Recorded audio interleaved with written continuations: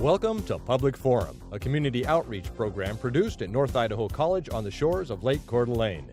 Featuring guests from around the globe addressing a wide variety of subjects, Public Forum serves to educate and enlighten. Please join host and moderator, political scientist Tony Stewart, in welcoming today's guest. I am most pleased to welcome you to the third week in a rather long series titled Confronting Hate, Humanity's Greatest Challenge. We're very fortunate to have on our program today a true expert in research and providing information and identifying hate groups in America and even in other parts of the world. We welcome to the program Mark Potok, who is the Director of Publications and Information at the Southern Poverty Law Center in Alabama, and he's particularly responsible for an outstanding publication that's called Intelligence Report, and I have a copy of that report here with me. In addition to this particular position he holds, he has a very excellent background in journalism. For example, he worked for the USA Today and was a Southwest correspondent for that particular newspaper.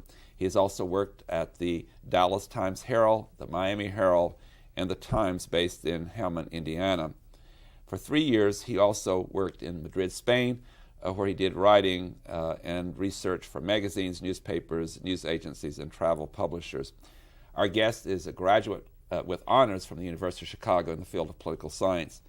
I would like to say in introducing our guest that in my view, the Southern Poverty Law Center is number one in this country in dealing with these questions as most effective organization, not only dealing with this kind of research, but also in civil litigation, and also their very famous teaching tolerance program, among other things.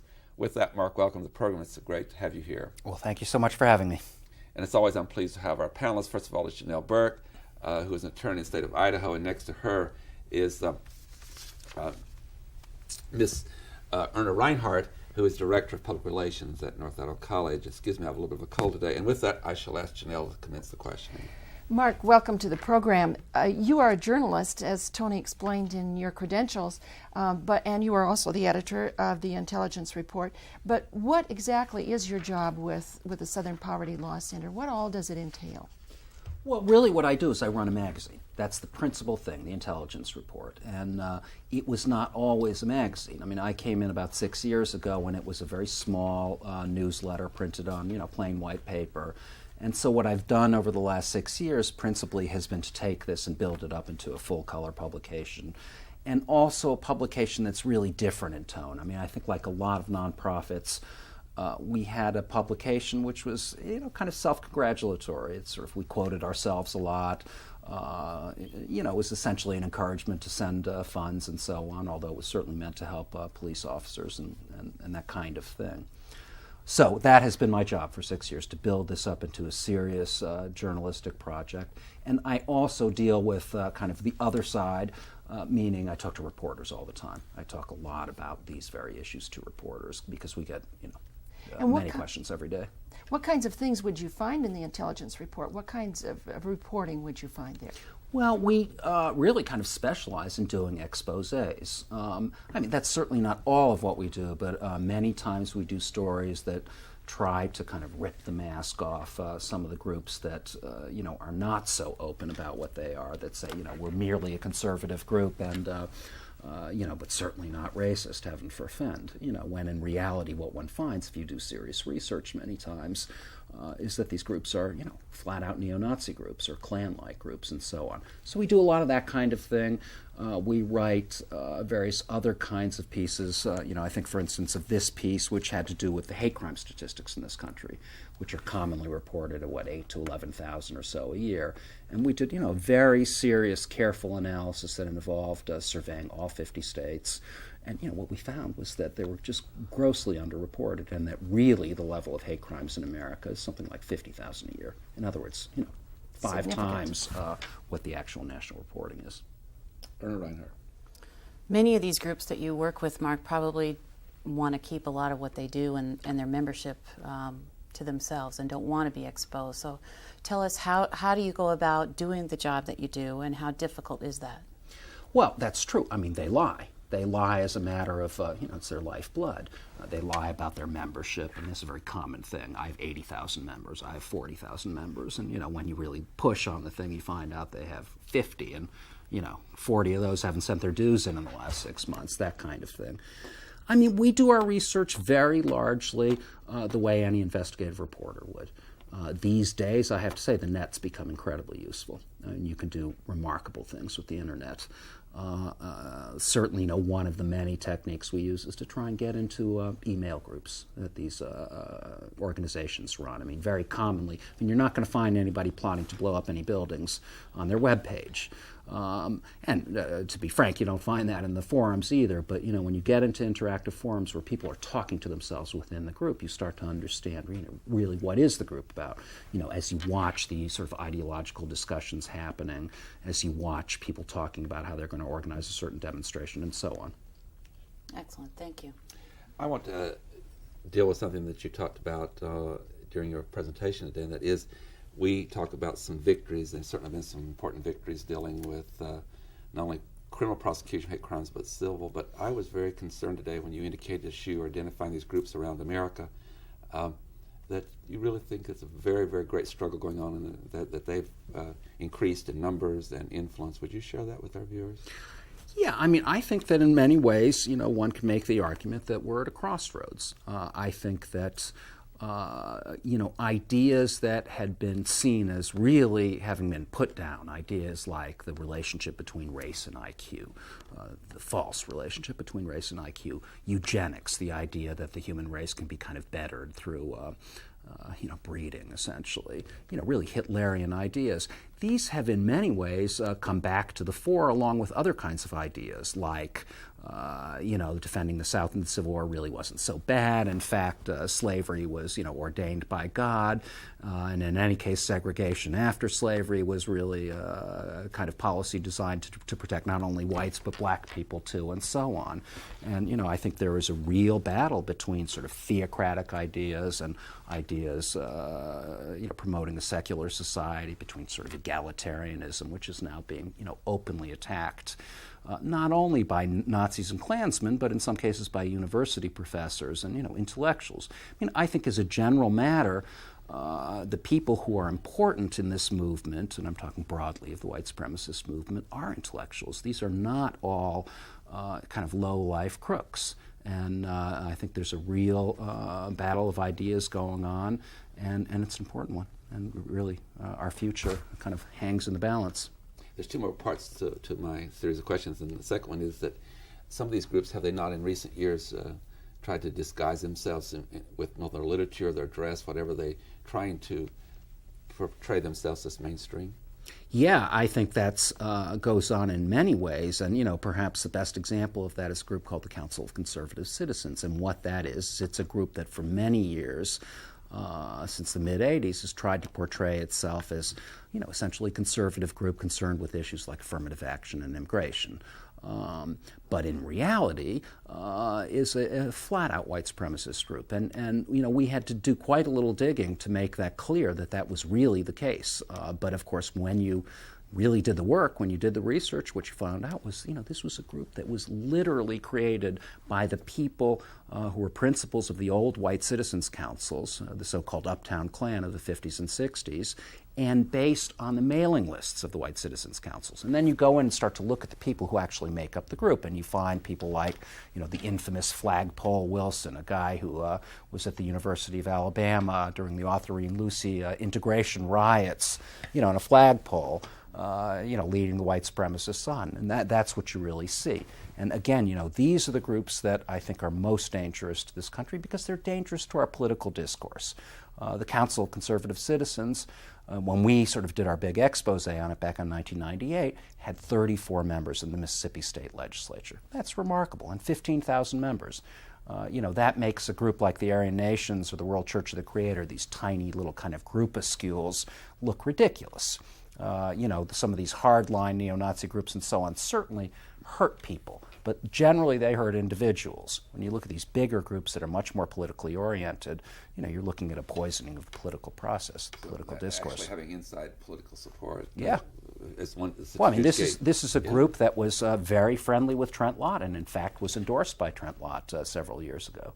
Then there are other groups that you've identified around the country over time that many of them, which I guess the main responsibility of the media is obviously to reveal all this, and that's what you do with your evidence that you give to the media, but mainstream media. But a lot of them have criminal records, or have been charged with criminal activity. Yeah, I mean, actually, it's records, and I think it's very important to point out, because very often when you look at kind of the reporting on these groups out there in the mainstream media, what you'll find is a kind of representation of a particular group that, it has nasty ideas, and someone will be quoted saying, yes, they really have pretty vile ideas about race, and that's kind of the beginning and the end of it.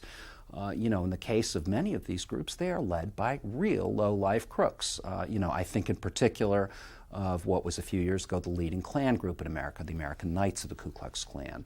And, it turns out its leader, a guy named Jeff Berry, its Imperial Wizard, so-called, was a guy who made a living by literally ripping off, poor old women on roofing jobs, on plumbing jobs, those kinds of things.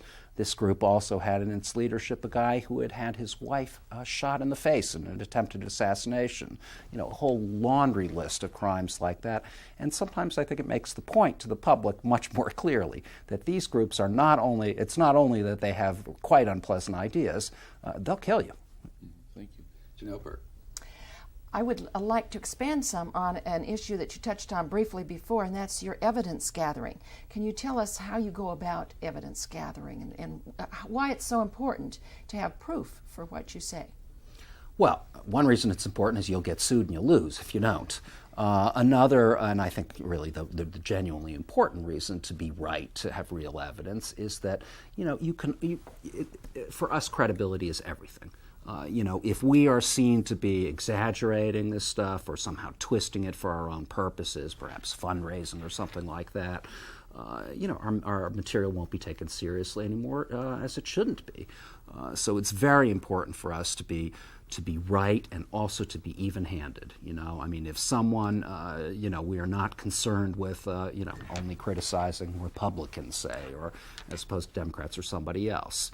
The ways we do this are, we have a series of streams of information coming in. Some of it's information that any newsroom would have. We have The Wire, of course, but we also do other things. We, for instance, collect clips from newspapers, from the tiniest little newspapers all over the country. That used to be an important mechanism for us. It's become less important with the Internet. We spend a lot of time kind of trawling the Internet for this business. We spend a lot of times in forums with these groups to see what they're really saying. We, at the same time, have created, we get all the underground literature, much of which never appears on the Internet, never appears electronically. These are little terrible publications, printed on bad pieces of paper, and you've got to organize that. Do you get those pieces of information from individuals who are sympathetic to your cause, or do you simply pick them up out there? And secondly, do you have so-called undercover people who actually infiltrate? We subscribe, and no, we can't subscribe in the name of the Southern Poverty Law Center. We've got to, play a little game to get some of these publications. It's not so much undercover agents. I very frequently send out reporters for the magazine to work on stories, and it is not infrequent, actually, for us to interview some of these people. There are certainly some cases where that's impossible. They either wouldn't talk to us or might actually, do physical harm to us. But we've gotten more and more into acting like a serious journalistic enterprise. And, every month or two I send somebody off to work on a story. I just had a reporter who just came back from his second trip down to the Arizona border, where there's a terrible problem with the vigilante groups. And genuinely racist vigilante groups. And, I think we've got an important story out of that. So, that's really how we operate. It's just not that different from the way most news operations operate. The difference is we're really specialized. We have, for instance, a massive database, I'm sure it's largest in the country, dealing with these kinds of people. And so, what that gives you is, for instance, a few years ago, a man named Buford Furrow was arrested after he shot up a Jewish community center just outside L.A., wounded several children, terrible shooting. And, he was arrested pretty much immediately, turned himself in, actually. And nobody really knew anything about this guy. But by going to our database, we found out that very morning that, in fact, we had a photograph of Buford Furrow at the Aryan Nations compound wearing a little, Aryan lieutenant's outfit, the little headset on. So, that's the sort of bagging and tagging of information is a big part of what we do, just kind of filing it away for if and when it becomes useful. Or not? Mark, it sounds like you do incredibly thorough work, and I applaud you for what you do because I think that's very, very valuable to all of us. But tell me, I heard you say this morning that you would like to be considered as a resource for mainstream journalists. All of this information that you collect, who actually uses that information? Well, we really are a resource for mainstream journalists. It's not merely a hope. I mean, and I say that because who does the magazine go to? Is that who you? I mean, it goes to I don't know how many, several thousand reporters. It goes to additionally maybe 50 or 60,000 law enforcement personnel. I don't particularly do it, but people in my department give a lot of intelligence briefings to law enforcement officers. And in addition, it goes out to all kinds of human rights groups that do kind of related sorts of work and to whom this information is useful. And there have come to be a lot of government officials on the magazine's mailing list. And, I think a kind of measure of the work we've done in trying to be very serious and very credible is that, very many of the reporters who come to us are sent by FBI offices. In other words, they call the FBI, which has no comment, but call the Southern Poverty Law Center because they'll know something about it. And, I think that says something about the magazine, and we are not reluctant to criticize the FBI or other law enforcement officers. I mean, our people have been responsible for, some police officers going to jail for murder in one or two cases. So, I think the trick is just to be as even-handed and as serious and careful as you can be. Because you find a corrupt cop doesn't mean all cops are bad, and so on. Awesome.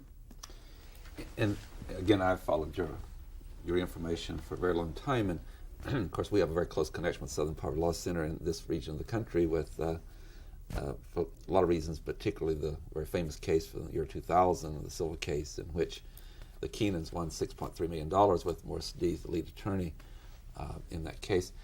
Let's talk a little bit about that. You've talked about your information that's available to the police and to government officials and to human rights groups and all. When other groups around the country that are advocating, obviously, and supporting freedom, equality, and justice need information, there are different ways of getting in touch with you through website, phone, and all. Would you mind sharing for the Inland Northwest how they can get in touch? No, absolutely. For instance, the information in my own magazine, in the intelligence report, virtually all of it is posted on our website, our main website, which is www.splcenter, SPLCENTER.org, O-R-G. We also have another website called tolerance.org, and that deals with what I think of as more kind of garden variety racism. It's more broadly aimed at the whole community. It's aimed at, kids, teachers, parents, citizens, kind of all walks of life, and it deals more with, as I say, sort of more normal, everyday racism, and less with, organized racism as we deal with. While I'm moving into a more broad aspect of the Southern Poverty Law Center, although we have you here mainly to talk about your work in identifying individuals and organizations, the old hate group, I would like to have you take a little time, because Jim Carnes, who is going to be with us, is not going to be able to be here during this conference. But another project that Morris Dees and the center is so proud of, and you spent millions of dollars on it, and that is teaching tolerance. And you talk about tolerance.org, but thousands of school districts around the country use that. Would you just share on behalf of Jim Carnes a little bit about that? Yeah, I mean, Teaching Tolerance has been a very successful program, and essentially what they do is we produce teaching materials for classroom teachers K through 12. And of course the material is aimed at precisely that, teaching tolerance, sort of promoting tolerance in the classroom. And I think, although I'm certainly no specialist in teaching tolerance, that a large part of their success is that they try very hard in the magazine to be practical.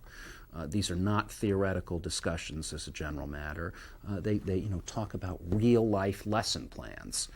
We also produce teaching kits which typically involve a film, a teacher's booklet, and magazines, publication to go along, the publications being for the kids. And, as with a lot of things we do, we try to be very, very careful at making the films good ones. Our film was just failed to get, we've been nominated, for 4 Academy Awards for Best Short Documentary, and won once, not the most recent one.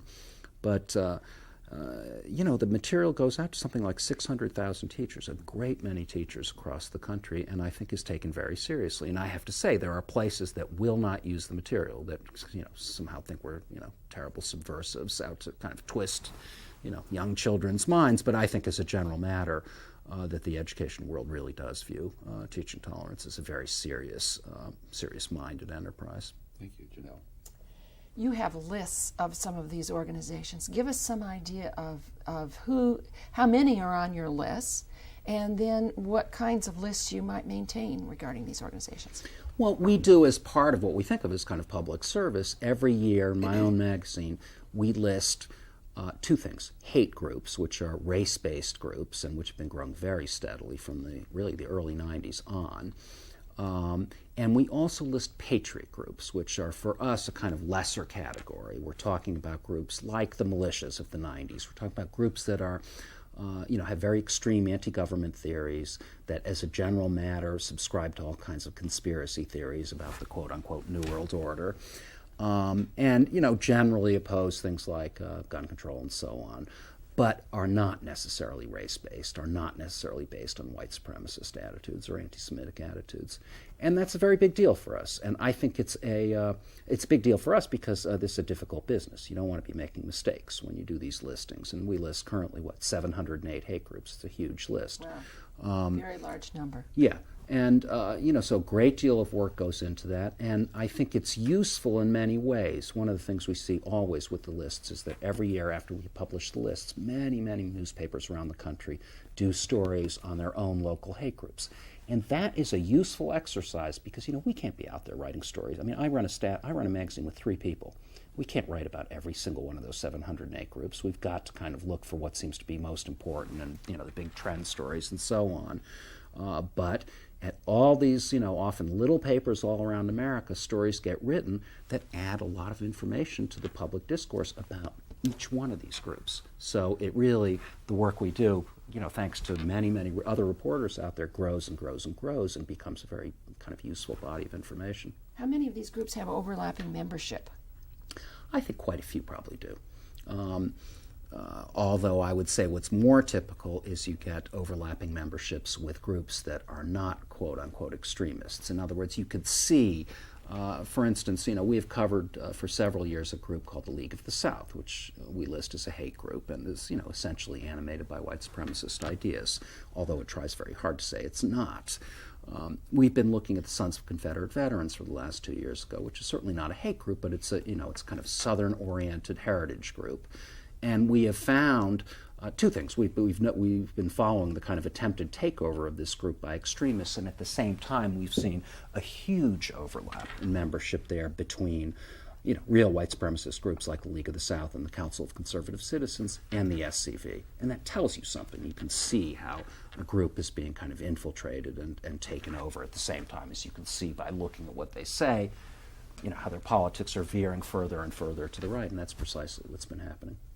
Erna Reinhardt. Well, how would you describe, Mark, the state of hate today? I mean, it seems like in the 80s and the early 90s things were escalating.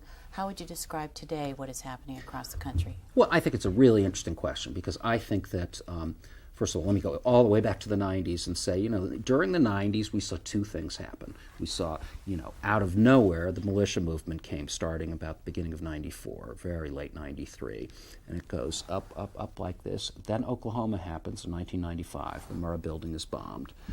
And actually the movement continues to grow through the following year until 1996 when it peaks out with almost 900 groups. And then militias essentially go away. They've dropped every year since then. We're down to just a handful at this point. But during that same period, the harder line, race-based groups, neo-Nazi groups, Klan groups, black supremacist groups, that kind of thing, have steadily marched up through the 90s.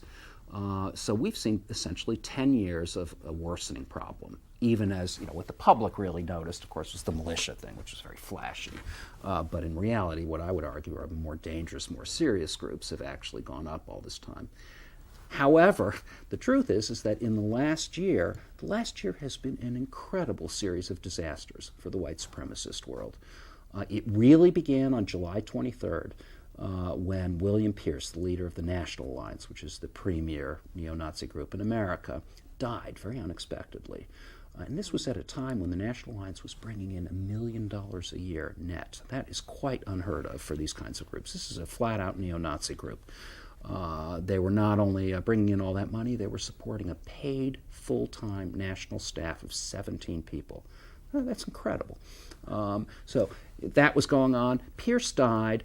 And the National Alliance really was staggered. Within the next few months, and particularly in the first couple of months of this year, a whole series of things happened. A guy we had written about, Mark Cotterill, was deported late last year. David Duke, who was probably the single contender for most important white supremacists out there who could kind of contend with William Pierce for that title, pleaded guilty and came back from Russia, where he's been hiding out for 2 years, and pleaded guilty to essentially ripping off his followers, lying to them in order to get them to send money, which he then spent in the casinos. In the next little while, Matt Hale, who is in December, who's the leader of something called the World Church of the Creator, which is arguably the second most important neo-Nazi group in the United States, was arrested very suddenly in a Chicago federal courthouse for allegedly soliciting the murder of a federal judge in a case that he was involved in. Right after that, a guy named Ernst Zundel, who's probably the main lone operator Holocaust denier in the Western Hemisphere, lives in Tennessee and has for a couple of years, but is not an American citizen, missed an immigration hearing for some reason or other, and it was deported immediately to Canada.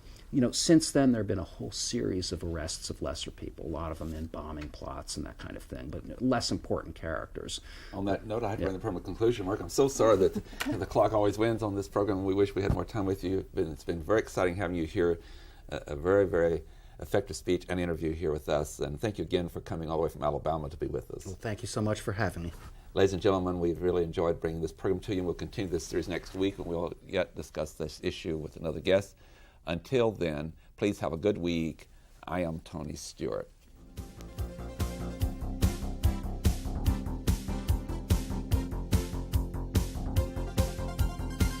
Recorded on the campus of North Idaho College, Public Forum is the longest-running in-house college production on PBS.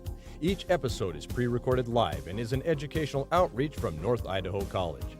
Please join us at this same time next week for another edition of Public Forum on this public television station.